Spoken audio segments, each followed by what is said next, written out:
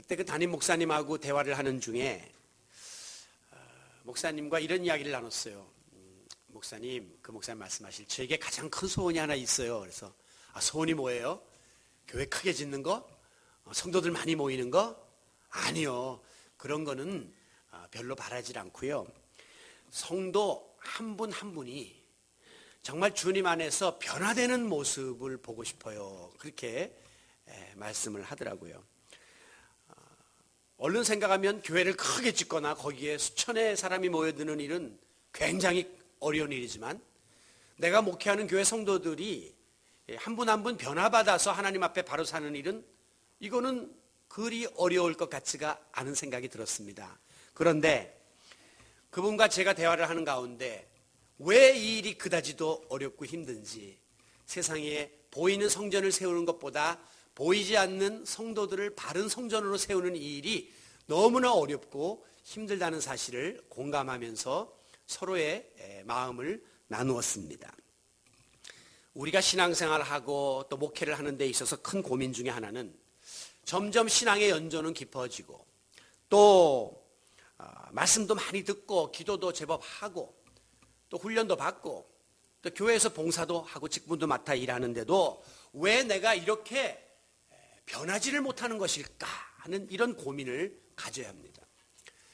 이런 고민조차도 안 하는 분도 있을 수 있지만은 진정한 신앙인이라면 왜 내가 좀 더 변하지 못하는 걸까라고 하는 이 거룩한 고민을 한 번쯤, 아니 계속해서 스스로에게 질문하며 이 문제를 풀어가야 하는 것이죠. 저도 모태신앙입니다. 연조로 따지면 60년 예수 믿었어요. 30여 년 동안 목사로서 목회를 하고 있습니다. 그런데 여전히 내 속에서 문득문득 아직도 변하지 못한 부분들이 발견될 때는 굉장히 부끄럽고 또 목회자이기 전에 한 사람의 인간으로서 한계를 느낄 때가 많습니다. 왜 이렇게 우리가 그리스도인이 변화에 대한 이야기를 중요하게 생각하느냐? 극단적으로 말하자면 만약에 여러분이 예수 믿고 구원받아 신앙생활 하는데 삶에 나타나는 변화가 없다라고 한다면 그건 근본적으로 문제가 있기 때문이에요. 고린도후서 1장 17절에 보면 그런즉 누구든지 그리스도 안에 있으면 새로운 피조물이라, 새로워져야 된다 그랬어요. 이전 것은 지나갔으니 과거의 모든 것들을 벗어버리고 보라 새 것이 되었도다. 분명히 전과는 다른 삶이 주 안에서 거듭난 성도에게는 표적으로 따라야 된다라고 말씀하고 있기 때문입니다. 미국 달라스 신학교의 학장인 찰스 스윈돌이라고 하는 분은 말하기를 성령께서 당신의 삶을 지금 변화시키고 있는가? 라고 반문하면서 만약 그렇지 못하다면 그 이유는 다음에 둘 중에 하나일 것이다 라고 했습니다. 첫째는 당신 속에 성령이 거하시지를 않기 때문이다. 이건 참 무서운 이야기죠. 하나님의 사람인데 우리가 하나님의 영이 우리 가운데 거하지 않기 때문에 우리가 변화를 받지 못한다는 거예요. 우리 그건 아니죠. 그럼 두 번째일 것 같은데, 두 번째는 뭐라고 얘기했냐면 당신의 속에 성령이 거하심에도 불구하고 아직까지 자기 멋대로 살아가기를 더 좋아하기 때문이다 라고 했습니다. 아마 2번이 정답인 것 같아요. 우리 마음속에 성령님이 거하시기를 우리는 사모합니다. 그리고 성령이 나와 함께 하심을 믿습니다. 그럼에도 불구하고 아직도 성령님에게 나의 주권을 전적으로 위탁하지 못하고 내가 하고 싶은 대로 내가 살아가는 방식으로 살기를 더 원하고 즐거워하기 때문에 우리는 지금 이런 변화된 삶을 살지 못하고 있는 것입니다. 아무쪼록 오늘 이 시간 이 말씀을 통해서 나 자신을 성령님의 인도하심에 전적으로 내어 맡김으로 새롭게 하시는 성령의 능력이 우리 가운데 임하시고 우리의 생각과 말과 행위를 새롭게 변화시켜 주시는 그런 귀한 은혜를 힘입는 복된 시간이 되시기를 바랍니다. 우리가 지난 주일 오순절 성령 강림 사건을 살펴보았습니다. 성령의 강림을 경험한 제자들에게 일어난 가장 큰 변화는 무엇이었습니까? 한마디로 모든 삶의 생각의 기준들이 뒤집어졌다고 하는 거예요. 바뀌었다고 하는 것입니다. 물론 과거에 경험하지 못했던 방언이 터졌죠. 또 마치 술 취한 사람처럼 황홀경에 빠지는 신비한 영적인 체험도 했죠. 이런 것들도 처음 한 것이지만 그것보다 더 놀라운 것은 지금까지 살아오던 그 모든 삶의 모습이 완전히 변화되었다는 것입니다. 대표적인 케이스가 베드로죠. 베드로는 여러분이 아시는 것처럼 예수님의 수제자 노릇을 하면서 예수님 곁에서 예수님을 보필하고 그리고 참 예수님을 앞장서 따랐던 사람입니다. 그런데 결정적인 순간에 자기의 목숨이 위태로워지자 어린 여자아이 앞에서 나 예수님 몰라, 나 예수님 몰라 하면서 3번이나 자기 스승을 부인하고 저주했던 큰 잘못을 저질렀습니다. 한마디로 자신의 일신상의 안위를 위해서 자기가 3년 동안 쌓아올렸던 신앙을 뒤로 버린 것이죠. 저는 이 베드로의 실패를 볼 때마다 베드로의 3년의 생활은 예수님하고 같이 동고동락하고 압축된 그런 훈련을 받은 시간이었다면 오늘 우리가 한 30년 이렇게 주일날 와서 예배드리고 교회 생활하는 그것과 버금가는 정도의 그 시간이라고 볼 수 있어요. 그의 3년은 우리 한 30년하고 비슷하단 말이죠. 그렇다면 이 3년 동안 집중적인 훈련을 받았던 베드로도 결정적인 순간에 자신을 다스리지 못하고 예수님을 부인했다면 오늘 아무리 우리가 20년, 30년 신앙생활을 했다 할지라도 우리가 무너지는 것은 참 시간 문제가 아닌가 그런 생각을 해보면서 어떤 때는 위로를 받아요. 베드로도 이랬는데 우리야 오죽하겠느냐. 베드로는 예수님을 부인한 다음에 금방 회개했어요. 그러나 베드로는 여전히 예수님이 돌아가신 다음에 두려운 나머지 다락방 문을 꼭 잠그고 숨어 지냈습니다. 무엇이 무서웠습니까? 목숨을 잃을까 봐 무서웠던 거예요. 나도 예수님처럼 잔당 소탕에 걸려서 죽임을 당할까 봐 두려워했던 것이죠. 그런데 베드로가 오순절날 성령 체험을 했어요. 달라졌습니다. 갑자기 많은 사람 앞에 나가서 담대하게 복음을 증거했습니다. 그 전에는 그리하면 죽는다는 것을 알았기 때문에 숨어 있었는데 성령을 경험한 다음에는 담대히 나가서 복음을 전했다는 것은 죽을 각오했다는 거죠. 목숨을 내어놓았다는 것입니다. 성령 강림을 계기로 죽음에 두려웠던 사람이 죽음을 두려워하지 않는 사람으로 바뀌게 되었습니다. 이보다 더 큰 변화가 어디 있겠습니까, 여러분? 그리고 그는 마침내 온갖 핍박이 다가오는데도 불구하고 예수님을 절대 배신하지 않았습니다. 말로도 배반하지 않았습니다. 그리고 초대교회 초석이 되었고 그것도 모자라서 마지막에는 십자가에 거꾸로 달려서 순교의 제물이 될 수 있었던 것이죠. 그래서 우리 기독교는 변화의 종교라고 부릅니다. 사울이 바울 되는 변화가 일어나는 거예요. 시몬이 베드로가 되는 변화가 일어나게 되는 것입니다. 누구든지 예수를 구주로 믿어 구원받고 하나님의 자녀가 되고 성령을 체험하기만 하면 이제는 내 안에 내가 사는 것이 아니라 그리스도께서 사시고 성령님이 거하시기 때문에 우리의 삶이 이제 점점 예수님 닮은 모습으로 바뀌어가는 거예요. 그리고 성령님이 시키는 대로 우리가 모든 일들을 행하기 때문에 세상에서 변화된 삶을 살아갈 수밖에 없음을 믿으시기 바랍니다. 여러분 안에 예수 그리스도를 구주로 모셨습니까? 성령님의 내재를 확신하십니까? 그렇다면 우리는 변화된 삶을 살아야 합니다. 과거에 우리는 예수 믿기 전에 세상에서 사탄의 종로로 타고 어둠의 자식으로 살았던 사람들입니다. 그런데 어떤 계기를 통해서든지 여러분이 예수님 믿고 하나님의 자녀가 된 다음에는 우리는 이제 빛의 자녀가 되었습니다.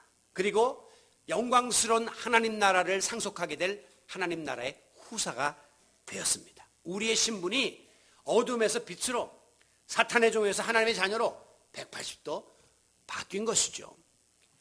회사에서도 신분이 바뀌면 대우가 달라집니다. 다시 말하면 직분이 올라가고 직책이 올라가면 어제까지만 해도 이 밖에서 칸막이에서 생활하는 사람이 독방으로 들어갑니다. 그리고 책상도 철제 책상에 있던 사람이 호마이카 책상을 쓰게 되고 봉급도 300 받던 사람이 400을 받게 되고 완전히 신분에 따르는 변화가 주어지게 된다는 거예요. 하물며 사탄의 종에서 하나님의 아들이 되고 자녀가 되고 어둠의 자식에서 빛의 자녀가 된 우리들에게 변화가 없다면 문제가 있는 것이 아니겠느냐 하는 겁니다. 여러분, 우리는 이전과 같은 삶을 살아서 안 됩니다. 이제 영적인 신분의 변화에 걸맞는 우리의 삶의 변화가 우리의 삶 속에 나타날 수 있기를 바랍니다. 이와 같이 우리가 변화받은 성도로 살기를 다 원하지만 우리의 고민은 그렇게 살지 못하는 데 있습니다. 그러면 그 말은 무슨 뜻입니까? 내 결심과 내 의지로는 변화된 삶을 살 수 없는 한계가 있다는 것을 보여주는 겁니다. 그렇기 때문에 우리가 변화받은 성도로 살 수 있도록 하나님께서는 위로부터 능력을 공급해 주시는데 그분이 바로 보혜사 성령이십니다. 그래서 지난 주일날 보혜사는 도움이다, 우리를 위로하시고 격려하시는 분이시고 또 우리에게 힘을 주시는 그런 분이시다라고 우리가 설명을 드렸어요. 그래서 이제 성령이 우리 가운데 오셔서 내 힘으로는 안 되지만 성령께서 이것을 극복할 수 있도록 만들어주시고, 내 능력, 의지로는 변화 못하지만 성령께서 변화할 수 있도록 만들어주시는 거예요. 베드로가 베드로의 의지로는 변화할 수 없었으나 성령을 받으니까 변화된 것처럼. 그래서 오늘 본문 3절에 보면 베드로가 오늘 쓴 글이 베드로 전후서인데 오늘 본문은 베드로, 변화받은 베드로의 편지예요. 3절에 뭐라 그랬냐면 그의 신기한 능력으로, 하나님의 신기한 능력으로 생명과 경건에 속한 모든 것을 우리에게 주셨다라고 고백하고 있습니다. 여기 신기한 능력이라는 것은 divine power, 신적인 힘을 말하는 거예요. 사람의 힘이 아니라 신적인 능력이 자기에게 주어졌다는 것입니다. 그게 바로 Holy Spirit, 거룩한 영, 하나님의 영이심을 믿으시기 바랍니다. 오늘 저와 여러분에게 신기한 능력, 하나님의 거룩한 신적인 파워가 주어졌습니다. 그래서 그 힘을 의지하여 우리가 변화된 삶을 살아갈 수 있는 것이에요. 오늘 아침에도 여러분이 예수 믿기 전에는 이 토요일만 되면 어디 놀러 갈까 하는 것만 생각했던 분들이 이제는 교회 가야지 하는 생각을 하게 되고, 아침에도 늦잠을 자고 싶은 그런 욕망이 있지만 신적인 능력이 여러분의 마음을 감동하셔서 일어나 하나님전으로 달려나올 수 있도록 만들어 주신 줄로 믿습니다.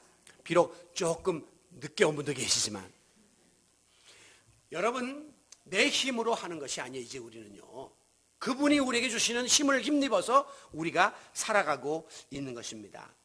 이와 같이 우리가 성령의 능력을 힘입으면 어떤 변화가 대표적으로 일어나느냐, 4절에 기록되어 있기를 너희가 정욕 때문에 썩어서 세상에서 썩어질 것을 피하여 신성한 성품에 참여하는 자가 된다라고 말씀하고 있습니다. 신성한 성품의 소유자가 된다는 거예요.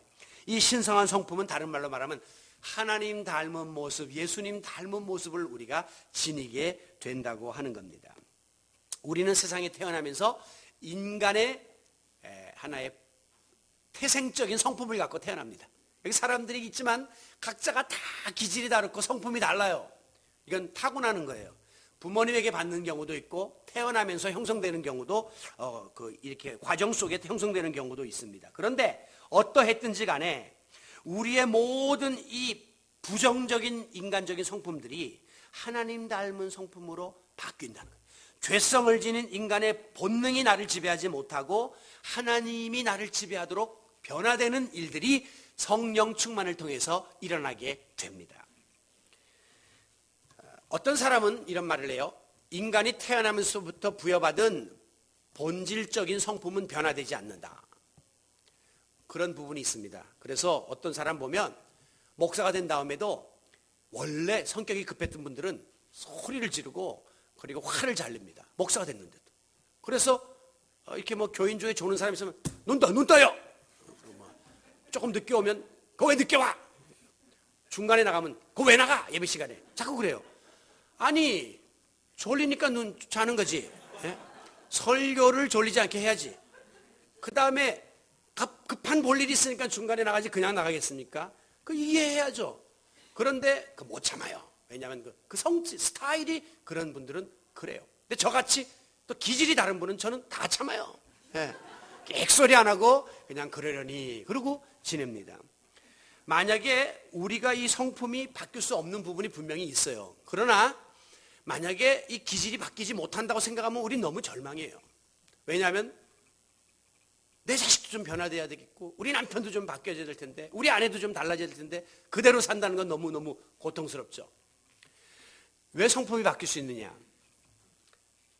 자, 우리가 이 태어나면서부터 체질을 갖고 태어납니다. 어떤 사람은 안 먹는데도 이렇게 찌는 사람도 있고 어떤 사람 안 먹는데도 이렇게 마른 사람들이, 많이 먹는데도 이렇게 마른 사람이 있단 말이에요. 이걸 우리가 개선해야지 건강해지니까 개선을 합니다.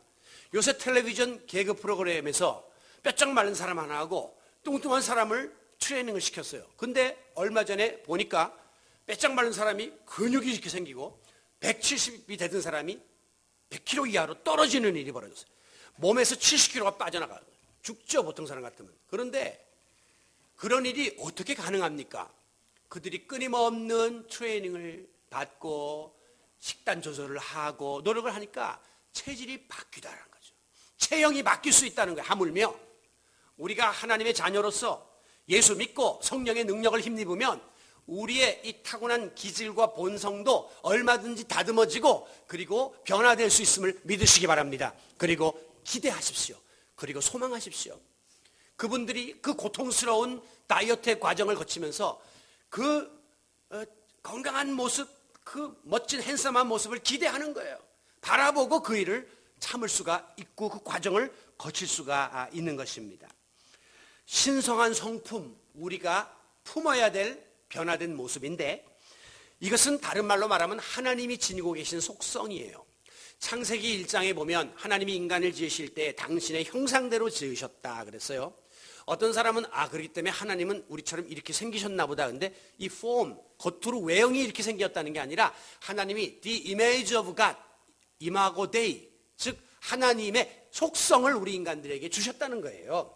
하나님이 이렇게 생겼다는 게 아니라 하나님이 갖고 계시는 속성을 인간들에게 부여해 주셨다는 거예요. 동물은 없는 그런 속성을 인간에게만 부여해 주셨는데 하나님을 닮은 성품이 여러 가지가 있어요. 우리 인간들이 가지고 있는 것 중에 사랑, 평화, 기쁨, 뭐 이런 평안, 이런 것들 다 하나님의 성품인데 그런데 하나님의 속성 중에 대표적인 세 가지를 지정의의 요소라고 이야기합니다. 여러분, 사람이 생각하고 느끼고 행하는 이 세 가지가 균형을 이루면 그 사람은 인격자예요. 그런데 머리는 커서 아는 거는 많은데 가슴이 너무 냉정하거나 가슴은 막 뜨거운데 너무 들은 게 없거나 또 뭐 행동은 많이 하는데 또 가슴은 차거나 뭐 이렇게 밸런스가 안 맞으면 그런 사람들을 우리는 인격자라고 말하지 않습니다. 그는 삶의 인격의 균형이 깨진 사람들이라고 이제 말하는 것이죠. 오늘 우리가 예수 믿고 구원받으면 우리의 인격적인 지정의에 있어서 놀라운 변화가 일어나고 또 일어나야만 합니다. 그래서 우리 그리스도인은 균형 잡힌 인격자로 이 세상을 살아갈 수가 있게 되는 거예요. 자, 먼저 어떤 변화가 일어나느냐? 우리의 머리로 생각하는 지성에 있어서의 지적 변화가 따릅니다. 요한복음 14장 26절 지난주일 말씀드린 성경 구절에 보면 성령께서 너희에게 모든 것을 가르치시고 내가 너희에게 말한 모든 것을 생각나게 하실 것이다 그랬고요. 요한복음 16장 13절에 보면 진리의 성령이 오시면 그가 너희를 진리 가운데로 인도하실 것이다 라고 했습니다. 가르치신다, 생각나게 하신다, 진리를 깨닫게 하신다. 다 지적 작용이에요. 성령이 오시면 먼저 우리의 머리를 변화시켜요. 생각을 변화시켜요. 우리의 지적 작용을 하나님께서 변화시켜 주십니다. 우리 인간이 동물과 다른 것은 인간은 동물적 모든 요소를 갖추고 있지만 생각하는 동물이라는 게 인간이 다른 것입니다. 동물은 절대 생각하고 행동하지를 않고 대부분 즉흥적인 행동을 해요. 그렇기 때문에 우리 인간이 막 사는 사람을 가리켜서 저 동물적 삶을 사는 사람이다. 그렇게 말해요. 돼지 같은 인간이다. 그렇게 말하는 거예요. 개 같은 사람이다. 그렇게 말하는 거예요. 왜? 생각 없이 그냥 행동으로 모든 것을 옮기기 때문입니다. 우리 인간은 지혜가 있고 거기에 지식을 집어넣고 그리고 명철이 주어져서 지적 활동을 해요. 지적 활동은 우리 인간이 어떤 행동을 하느냐에 굉장히 영향을 끼칩니다. 즉 어떤 생각을 하느냐에 따라서 그 사람의 삶의 내용이 달라지고 어떤 생각을 하느냐에 따라서 인생이 뒤집어질 수가 있어요. 그래서 많은 위인들을 보게 되면 내가 학생 시절에 예를 들면 슈바이처에 대한 책을 읽다가 그 사람의 삶에 대한 도전이 오면서 내 생각이 바뀌었다. 그래서 내가 제2의 슈바이처가 돼야지. 그래서 나도 의사가 됐고 나도 선교사가 됐다. 그런 사람들이 있죠. 다시 말하면 생각의 변화가 오면서 그 사람의 일생이 변화되는 거예요. 그런데 이 학자들의 그 의견을 보면요. 이 생각하는 기능이 뇌인데 뇌에서 우리가 이 신경계통을 통해서 행동으로 옮기는 그 시간이 진짜 눈 깜짝할 사이에요. 속도가 288km로 전달이 된다는 겁니다. 그 말은 생각하는 즉시 거의 행동에 옮긴다고 하는 거예요. 이게 로마서에 나오는 말씀, 악인의 발은 죄를 짓는데 민첩하다는 말씀이 그거예요. 내가 죄를 짓고자 하는 생각을 하면 어느새 내 발은 그 자리에 가 있어요. 어느새 내 손은 그 행위를 하고 있다는 거예요. 이게 우리 인간의 고민입니다. 그러니까 내 생각과 사고와 판단이 성령으로 거듭나지 못하면 우리는 손쉽게 죄를 짓는 일을 떡 먹듯이 할 수밖에 없는 거예요. 아주 급하게 속도가 전달되어서 나쁜 생각이 나쁜 행동으로 나갈 수밖에 없기 때문입니다. 그런데 문제는 이 생각을 우리 스스로가 컨트롤할 수 없다는 것이 고민이에요.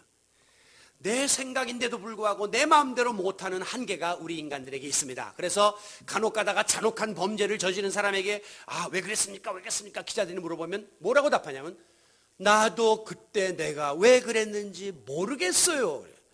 내가 내 생각이 없다 이거예요. 나도 생각 없이 한 짓이다. 그렇게 이야기를 하는 것은 내 생각이지만 내 마음대로 통제가 안 된다는 것을 보여주고 있는 것입니다. 그러나 하나님의 영이신 성령이 임하시게 되면 먼저 잘못된 생각을 바로잡아 주십니다.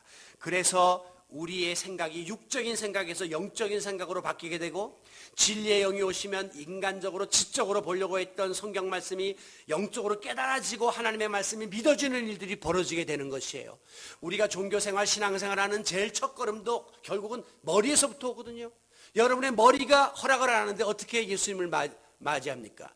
내 머리가 허용을 안 하는데 어떻게 내가 교회를 나옵니까? 그런데 죽어도 내 머리로 내 생각으로는 믿을 수 없을 것 같았던 말씀이 믿어져서 오늘날 하나님의 자녀가 되고 내 생각으로는 절대 교회 가지 않을 것 같았던 그 발걸음이 변화되어서 하나님의 전으로 나오게 된 것은 여러분의 생각이 성령에 의해서 변화되었다고 하는 증거임을 믿으시기 바랍니다. 그래서 모든 관점이 이제는 하나님 중심으로 바뀌게 되고 사고방식이 신앙적으로 적극적으로 긍정적으로 변화되는 일들이 벌어져요. 그래서 예수 믿으면 변화가 일어나게 되는 것입니다. 성령이 충만한 성도는 교회 안에서 무슨 일을 하든지 다툼이 없습니다. 오해가 없고 미움이 없습니다. 요즘 분쟁 있는 교회들이 많은데요, 극단적으로 말하면 성령의 임재가 떠난 교회라고 말할 수 있습니다.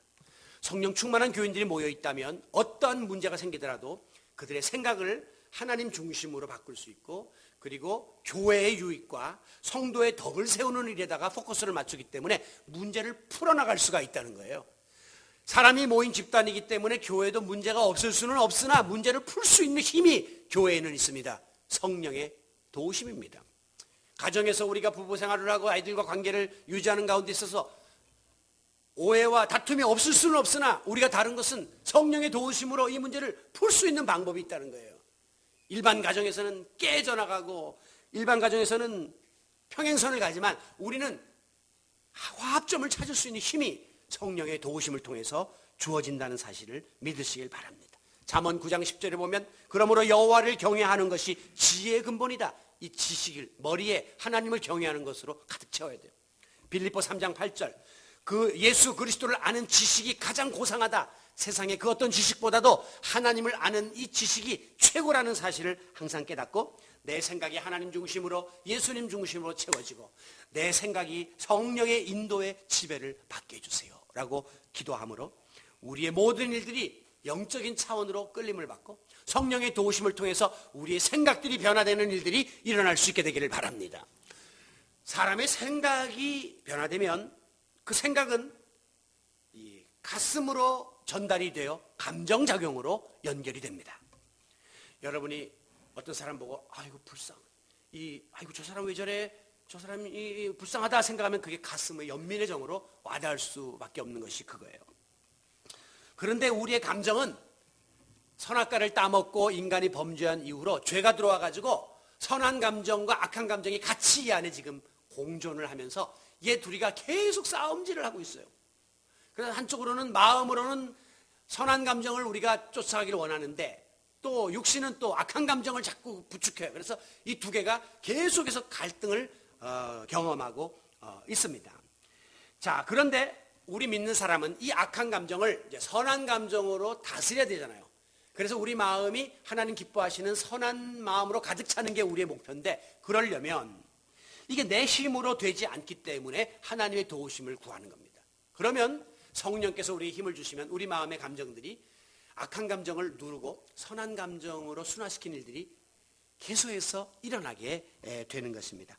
고린도전서 2장 11절에 보면 성령은 모든 것을 통달하시느니라. 사람의 사정을, 사람의 속에 있는 영 외에는 누가 알랴 그랬어요. 하나님의 영은 우리의 속 마음을 꿰뚫어 보고 있다는 거예요.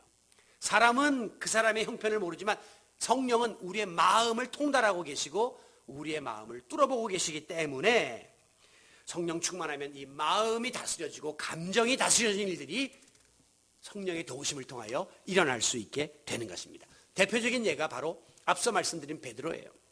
베드로는 성질이 굉장히 과격한 사람입니다.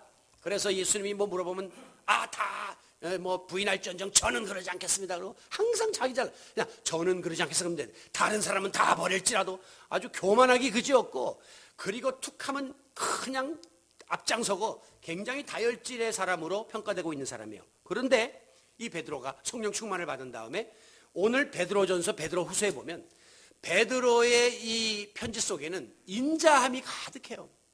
온유함이 가득해요. 완전히 딴 사람 됐습니다. 어떻게 이렇게 바뀔 수 있습니까? 성령의 인도를 따라 그의 마음이 다스려졌기 때문입니다. 모세도 굉장히 불같은 성질을 가진 사람이에요. 자기네 동족을 때리는 애굽 사람을 쳤는데 죽었어요. 우리가 보통 치면 이빨 하나 나가지 죽진 않거든요. 근데 쳤는데 죽었어. 얼마나 속에 화가 많고 분이 많고 다혈질이면 사람을 순간 쳐서 죽게 만들겠냐는 거예요. 그런데 그 모세가 호렙산에서 불 가운데 임하시는 성령을 체험하고 하나님을 만난 다음에는 성경은 뭐라고 모세에 대해서 기록하느냐. 이 사람 모세는 온유함이 지면에서 가장 승하다.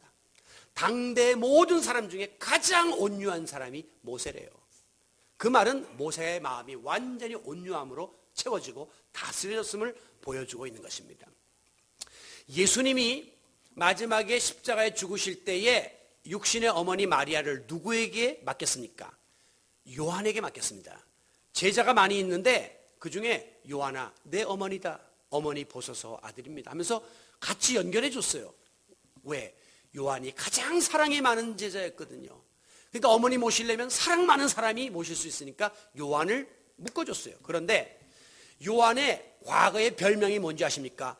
우레의 아들, 번개의 아들이에요. 천둥의 아들이에요. 그 말은 야이씨 하면 그냥 확 집어던지고 조금만 하고 약 하면 막 터져나오는 사람이 요한이었어요. 근데 예수님 만나고 성령 충만하니까 마음이 다스려지면서 요한이 나중에는 사랑의 사도가 돼갖고 입만 열면 사랑하라. 요한복음 God is love. 사랑, 요한일서 2서 사랑 타령만 하는 사람으로 바뀌어졌다고 하는 것입니다.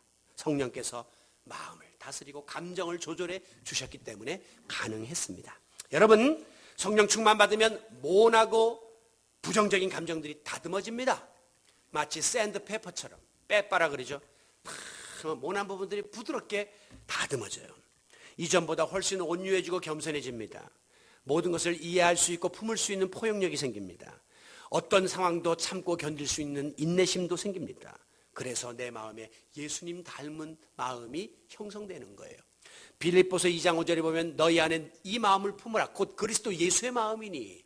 오늘 우리는 그리스도인, 그리스도의 사람으로서 예수 그리스도의 마음을 품고 살아야 되는데 성령이 내 마음에 임하실 때 이 일이 가능함을 믿으시기 바랍니다. 혹시 여러분 가운데 내가 그렇게 원하는데 의지가 약하고 결심이 흔들리는 인간인지라 하느라고 하지만은 내 감정이 다스려지지 않아서 늘 괴로워하고 그것이 폭발될 때마다 후회하는 분들이 계십니까? 이 시간도 성령의 도우심을 구하십시오.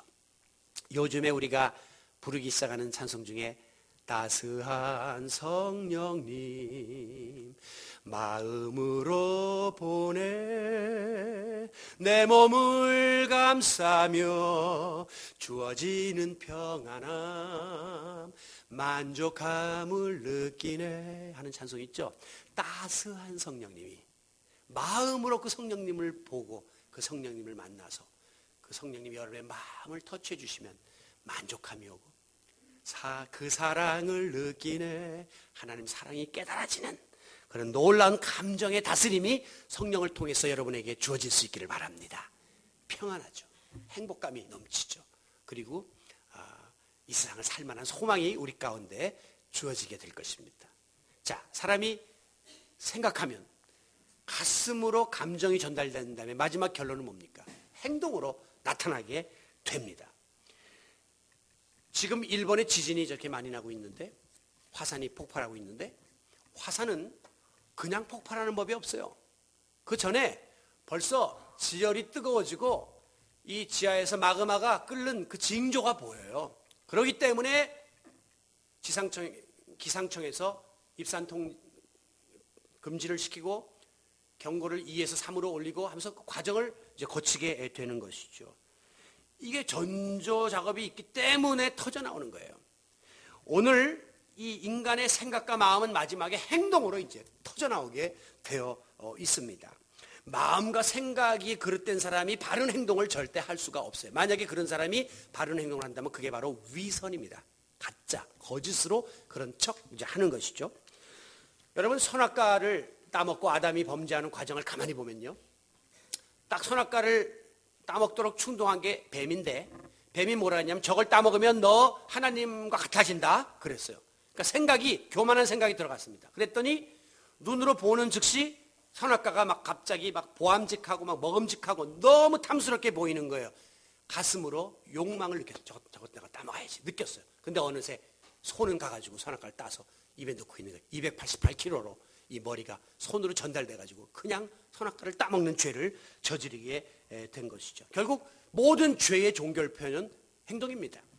물론 예수님은 마음으로 범죄하는 것도 죄라고 했지만 우리 인간이 마음으로 범죄하는 것까지 안 하는 것은 너무 힘들어요. 그러나 그걸 행동으로 나타내면 죄가 되는 거예요. 내가 어떤 사람 너무 싫어요. 마음으로 용납하기가 어려워서 내가 미워요. 그건 솔직히 못 막습니다. 그러나 밉다고 와서 주워받거나 그걸 말로 다 해버리면 그건 잘못이 되는 겁니다. 여러분, 이와 같이 우리가 잘못된 행동을 하도록 부추기는 힘이 바로 의지예요. 의지. 인간은 얼마나 의지가 강하냐 약하냐에 따라서 성공할 수도 있고 실패할 수도 있습니다.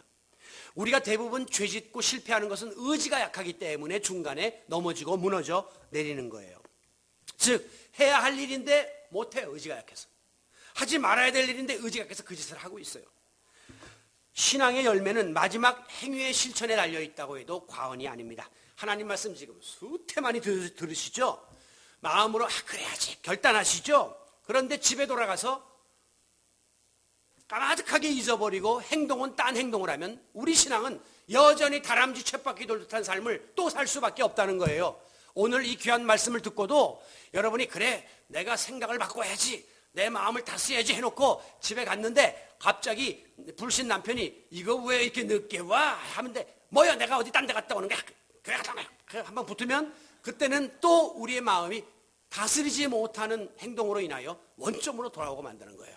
그럴 때마다 아버지 내 마음을 다스려 주세요. 미안해요. 내가 좀 일찍 올라 그랬는데 교통이 막혔어요. 아니면 내가 다음엔 잘할게요. 하면 넘어가는 거예요. 그러면 우리의 그 관계는 한 단계 더 업그레이드 되는 겁니다. 바로 이것이 변화예요. 예수님 말씀하시기를 입으로 날더러 주여 주여 하는 자마다 천국에 못 들어간다. 이게 우리 지금 한국 교인들에게 하는 말씀이에요. 우리가 얼마나 부르짖어 기도합니까? 청계산에 가면 그냥 쫙 그리고 막 방언하고 난리 나고 그렇게 기도하는 사람이라 할지라도 내려와서 삶 속에서 우리가 열매를 맺지 못하면 그 기도는 허공을 치는 메아리에 불과하고 자기 푸념에 불과할 뿐 우리의 신앙에 아무런 영향력을 끼치지 못한다고 하는 것입니다. 바로 이것이 제가 우리 한 분 한 분이 진정으로 변화되는 성도를 만들고 싶은 목회 철학을 갖고 있는 이유입니다. 교회 크지 않아도 괜찮아요. 어차피 건물은 언젠가 무너지게 되어 있어요. 사람 많지 않아도 괜찮아요. 언젠가 다시 사람은 적다가도 많아지고 많다가도 적어질 수밖에 없는 게 세상의 이치예요. 그러나 여러분 개인 한 사람 한 사람이 거룩한 예수 그리스도의 분신으로서 하나님의 성전으로서 바로 세워지지 못하면 이건 큰 죄요, 큰 잘못이 아닐 수가 없는 것입니다. 오늘 우리가 의지가 약해서 자꾸 악의 도구로 쓰임받고 이용당하는 때가 많습니까? 성령 충만을 구하십시오. 그러면 성령 충만함으로 우리의 그 삶의 목표가 달라집니다. 목표가 하나님의 영광을 위하여라고 하는 목표를 갖게 돼요. 그리고 성령이 충만하면 우리의 삶의 기준이 달라집니다. 전에는 내 어떤 가치관에 의해서 삶을 살려고 했지만 이제는 말씀이 우리의 삶의 기준이 되어서 하나님의 뜻이라고 하는 분명한 기준이 생겨요. 목표는 하나님의 영광, 삶의 기준은 하나님의 뜻, 말씀, 이 두 가지를 붙잡으면 그 안에서 모든 것들이 다듬어지기 시작합니다. 이 일이 과연 하나님의 영광을 위한 것인가, 내 욕망을 채우려 하는 것인가를 스스로에게 질문하고 다스릴 수가 있어요. 이것이 하나님의 말씀에 준하는 일인가, 아니면 내 의지대로 하려는 것인가 보면 의지가 다스려질 수가 있게 된다고 하는 것입니다. 간혹 가다 보면 결혼하기 전에는 아주 게으르고 자기 목도 감당하지 못하던 아들들이 결혼한 다음에 보면 아주 어엿한 남편 노릇을 하고 나중에 아기를 낳고 아버지가 되면 훌륭한 아버지로 변신하는 모습을 봅니다. 감탄합니다. 왜? 결혼이라고 하는 이 계기가 인생의 목표를 바꾸는 거예요. 내게 딸린 저 아내 나 하나 믿고 왔는데 내가 이렇게 구실 못하면 안 되지 하니까 스스로를 자꾸 다스려 나가게 되는 겁니다. 토끼 같은 자식이 생긴 다음에는 이것들을 나보고 평생 살려고 태어났는데 내가 잘해야지. 늦잠 자지 않고 일찍 일어나고 회사에서 늦게까지 일하고 막 쓰던 돈 줄여가면서 애들 교육비에 투자하고 삶의 변화가 일어나게 되는 것입니다. 사고의 변화가 마음의 변화를 가져오고 마음의 변화가 지갑을 조절하게 만드는 행동의 의지의 변화로 연결된단 말이에요. 하물며 예수 믿고 구원받은 우리들에게 이런 영적인 변화가 없다면 우리가 예수 믿을 이유가 무엇입니까? 우리의 이 걸음은 헛걸음이에요. 우리의 노력은 헛노력이 될 수밖에 없는 것입니다. 오늘 우리는 변화해야 합니다. 그런데 이게 한순간에 되는 게 아니에요. 뭐 성령 받았다고 뭐 갑자기 여러분의 모든 인격이 60년 살아오던 그 스타일과 인격과 말투와 그 마음이 다 바뀝니까? 아니에요. 오죽하면 사도 바울이 다메섹 도상에서 예수님 만나고 성령 충만을 경험했음에도 불구하고 오호라 나는 공고한 사람이로다. 누가 이 사망의 몸에서 나를 건져내랴. 성령 체험했음에도 불구하고 끊임없이 발목을 잡는 이 세상의 유혹과 죄 때문에 나는 참 곤고하다 피곤하다라고 한탄을 하고 있지 않습니까? 오늘 이 문제를 풀 수 있는 열쇠가 마지막 5절에 나와 있습니다. 너희가 더욱 힘써 그랬어요. 변화를 위해서 열과 성을 가지고 노력하지 아니하면 안 된다는 거예요. 성령님의 도우심과 나의 의지와 노력이 결합되어서 변화가 일어나는 것입니다. 우리가 성경에 보면 이 병고침을 받는 사람들 이야기가 나오는데 특징이 뭐냐면 가만히 있는데 그냥 병 후딱후딱 나는 법이 없어요. 항상 예수님이 보시고 그 마음에 구원받을 만한 믿음이 있는 것을 보시고 이쪽에서도 그 의지를 갖고 있는 거예요. 그런데 하나님의 능력이 함께 결합되어서 기적이 일어나는 거예요. 일방적인 게 아닙니다. 내가 할 수 있는 최선의 것을 다해야 돼요. 예수님이 내가 낫고자 하느냐 꼭 물어봐요. 내가 의지를 갖고 있어야 돼요. 낫든 안 낫든 나는 그냥 이렇게 살다 갈래. 이게 아니라 의지적인 노력을 가지고 갈망을 하는 자에게 하나님의 영적인 파워가 주어지면서 기적이 일어나는 거예요. 우리의 변화도 마찬가지로 성령의 도우심과 나의 노력이 결합되면서 여기서 변화의 역사가 일어나게 되는 것입니다. 여러분 세상에서 다이어트를 하기 위해서 혹은 연예인들이 어떤 연기를 하기 위해서 뭐 몇십 킬로를 뺐다, 뭐 밤잠을 자지 않고 노력하는 그 모습을 볼 때마다 여러분 세상에서 자기의 목표를 이루기 위해서도 이 피눈물 나는 노력을 해야 되는데 여러분들이 영적인 이 하나의 변화를 위해서 그냥 방치하고 주일날 와서 예배 한번 드리는 것으로 점 찍고 여러분의 변화를 기대한다면 이것은 불가능한 일입니다. 여러분 노력하셔야 돼요. 애쓰셔야 돼요. 무릎 꿇는 시간을 더 많이 갖고 말씀 보는 시간을 갖고 그리고 내가 하나님과 이 문제를 해결하려고 애쓰는 이런 노력들이 우리 가운데 있어야 하는 것입니다. 그래서 디모데전서 4장 15절에 보면 이 모든 일에 전심전력하여 너의 성숙함을 모든 사람에게 나타나게 하라 그랬어요. 우리의 궁극적인 목표는 성숙한 그리스도인이 되는 것인데 그걸 하려면 과정 속에서 전심전력하라 이게 피 흘리는 노력이 있어야 되고 그리함으로 많은 사람에게 나의 변화된 모습을 나타내 보일 수 있을 것이라고 약속하고 있습니다. 여러분, 우리가 성령 충만하면 지정의의 변화가 일어납니다. 그리고 내가 그동안 추구했던 가치관이 달라집니다. 삶의 목표와 목적이 변합니다. 그리고 심지어 생활 습성과 방식까지도 달라지는 일들이 벌어지게 되는 것입니다. 교황이 어제 보니까 25년간 텔레비전을 보지 않았다. 깜짝 놀랐어요. 저는 뉴스는 꼭 보거든요. 그리고 주일날 끝나면 개콘을 꼭 이제 보고. 그런데 교황이 25년간 뉴스는커녕 그가 그렇게 좋아하는 축구 경기도 안 봤다는 거예요. 깜짝 놀랐어요. 물론 그 바람직한 삶의 모습은 아니죠. 하나님께 온전히 드려진 헌신된 대표적인 어떤 하나의 그 상징적 인물이니까 이제 그렇게 했지만 그분의 결단이 놀라웠어요. 생활 패턴이 달라진 거예요.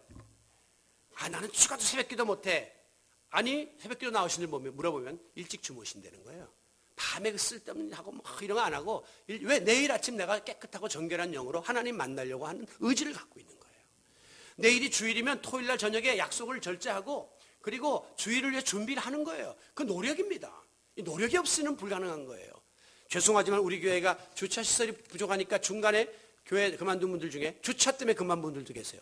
나 그 교회 못 나가겠다. 왜요? 그러니까 주차 불편해서 빙빙 돌다가 뭐 딱지 띄고 내 그런 교회를 왜 가냐. 이렇게 말씀해요. 그거 아니에요. 여러분이 힘들어도 3층에 집어넣고 20분을 기다리더라도 그 헌신과 노력이 있어서 이 교회가 이만큼 성숙된 교인들이 모이는 교회가 된 거예요. 여러분들의 헌신과 희생이 없이는 절대 변화가 있을 수 없습니다. 여러분 지금까지 예수 믿고 지내오면서 여러분 주변에 있는 가족이나 친구들이 야, 당신 많이 변했어. 너 많이 달라졌네. 이 소리 한 번이라도 들어보셨습니까? 그거 들어야 합니다.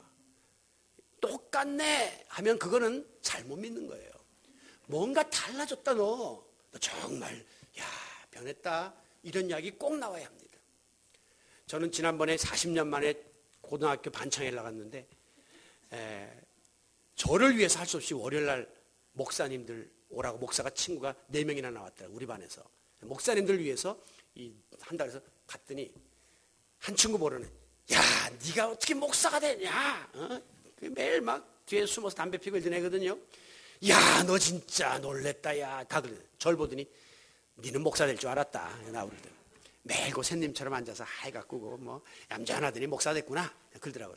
저는 뭐, 그렇게 달라진 거 큰 건 없지만, 그러나 분명한 거는 우리 모두의 삶 속에 달라졌다 하는 이야기를 들어야 한다고 하는 것입니다. 여러분이 달라지기를 두려워하는 분이 여기 계십니다. 왜? 나 너무 달라지면 이 재미 어떻게 해? 지금 요게 제일 좋아. 요 상태가 난 너무 행복하고 즐거운데 이거 더 달라지면 그거 끊어야 되잖아. 그리고 그걸 그 집 못하잖아. 아, 그러면 난 싫어. 그래가지고 일부러 달라지는 것을 변화를 주저하거나 두려워하는 분들이 있습니다. 왜? 이건 신앙적 변화니까 세상적인 것들과의 관계 변화를 지키면서 이것도 하고 싶어하는 양다리 신앙의 소유자들이 있다고 하는 것입니다. 그런데요, 사도 바울은 예수님 만난 다음에 과거에 자기가 좋아하던 것들을 배설물처럼 여겼다라고 이야기합니다. 여러분 어머니들이 아이들 기저귀 알죠? 처녀 때는 냄새나 보기도 싫다고 막 조카도 막 이러던 애들이 시집가면 슉슉슉슉 막 만지고 난리가 납니다. 왜? 가치관이 달라진 거예요. 그 전에는 그건 더러운 것이라고 배설물을 생각했으나 이제 이 애를 낳은 다음에는 이것은 내가 사랑하는 아이의 성장 과정에서 나오는 그 하나의 배설물을 생각하니까 그게 귀한 거예요. 그리고 이게 오히려 더 많아져야 애가 건강하다고 생각하니까 쑥쑥쑥 그런 일들을 감당하는 가치관이 달라지는 거예요. 빌 게이츠라고 하는 유명한 마이크로소프트 창업자는 이런 말을 했습니다. 나는 특별한 것이 없는 사람이다. 그러나 나는 날마다 새로운 변화를 추구하며 살아왔다라고 했습니다.